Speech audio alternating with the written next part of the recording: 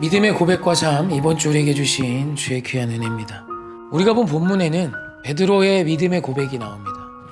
베드로의 이 믿음의 고백을 성경은 인류 최고의 고백이라고도 말할 수 있을 만큼 큰 의미를 부여합니다. 이 믿음의 고백은 사실 별거 아니에요. 우리가 너무 잘 아는 주는 그리스도시요 살아계신 하나님의 아들입니다를 고백하는 말입니다.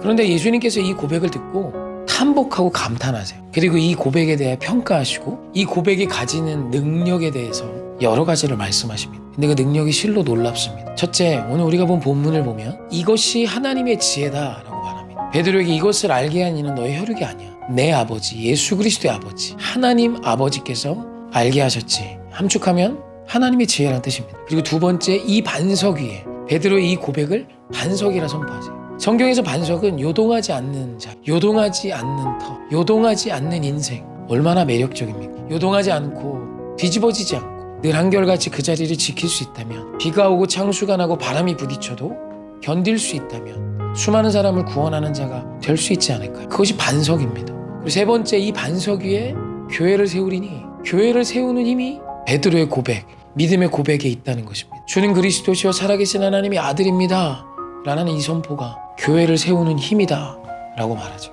그리고 네 번째는 더 충격적입니다. 음부의 권세가 이기지 못하리라. 베드로가 말했던 이 고백, 이 믿음의 고백을 음부의 권세가 이길 수 없답니다.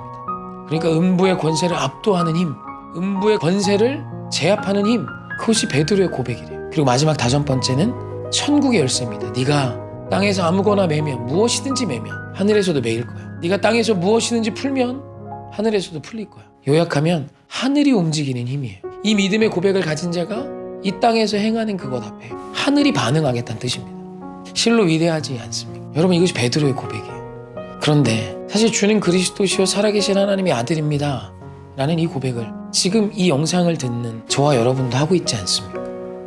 사실 저도 우리 예수님이 나의 그리스도이십니다. 그리고 그분은 하나님의 아들이십니다. 우리가 매주 주일마다 사도신경을 하는데 사도들의 신경, 사도들의 신앙의 고백은 사실 베드로의 고백보다 더 멋지고 더 아름답습니다. 이 믿음 우리도 있어요. 그런데 예수님께서 이 믿음의 고백에 부여하신, 말씀하신 그 능력이 나타나십니까?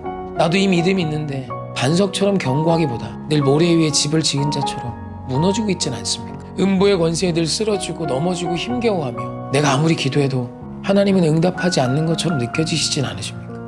사실 저도 그럴 때가 많습니다. 그럼 이 말씀은 뭔가? 거짓일까요? 아니죠. 사실 베드로도 이 말씀 뒤에, 이 칭찬 뒤에, 이 대단한 예수님의 고백 뒤에 사탄이 돼버립니다. 예수님께서 이 베드로의 고백 뒤에 자신이 이 땅에 오신 진짜 이유를 말씀하세요. 고난당하고 수치당하고 십자가 달려 죽으실 것을 말씀하시고 부활하심을 말씀합니다. 사실 내가 믿는 그리스도가 하나님이신 그분이 십자가 달려 죽으신다, 고난당하신다, 누가 좋겠어요? 이 얘기를 듣자 베드로가 이렇게 반응합니다. 예수 그리스도를 붙잡아 항변하여 이르되 주여 이 일이 결코 당신에게 일어날 수 없습니다 라고 말합니다. 우리말 붙잡다, 항변하다는 결코 점잖은 표현이 아닙니다. 우리말 붙잡고로 번역된 히브리어는 한쪽으로 끌고 가다 라고 해석할 수 있고요. 우리말 항변하다로 번역된 에피티조마이는 꾸짖다, 아랫사람을 훈계하다, 어떤 것을 지적하는 느낌입니다. 그러니까 베드로가 이 말씀을 하신 예수님을 한쪽으로 끌고 가서 꾸짖고 있는 거예요. 그런 일이 일어날 수 없어. 일어나선 안 돼. 라는 거죠. 주는 그리스도시요 살아계신 하나님의 아들이십니다 라는 이 고백은 우리 주님이 나의 정답이며 그 주님이 나를 다스리며 그 주님이 완전하고 전능하신 하나님이란 뜻입니다. 그 믿음의 고백을 한 자라면 어떻게 해야 합니까? 그 주님의 다스림 아래에 있어야죠. 그런데 베드로는 이 고백을 하자마자 자신이 하나님이고 그리스도인 것처럼 행동합니다. 베드로가 예수님의 말씀을 듣고 베드로는 주는 그리스도시요 살아계신 하나님의 아들입니다를 선포했지만 정작 그의 선택은 내가 그리스도고 내가 하나님이다. 예수 그리스도의 말씀이 마음에 들지 않자 내가 그리스도가 되고 내가 하나님이 되어 그리스도이시고 하나님이신 예수님을 꾸짖고 있는 거예요. 오늘 이 말씀이 우리에게 준 아주 중요한 도전입니다.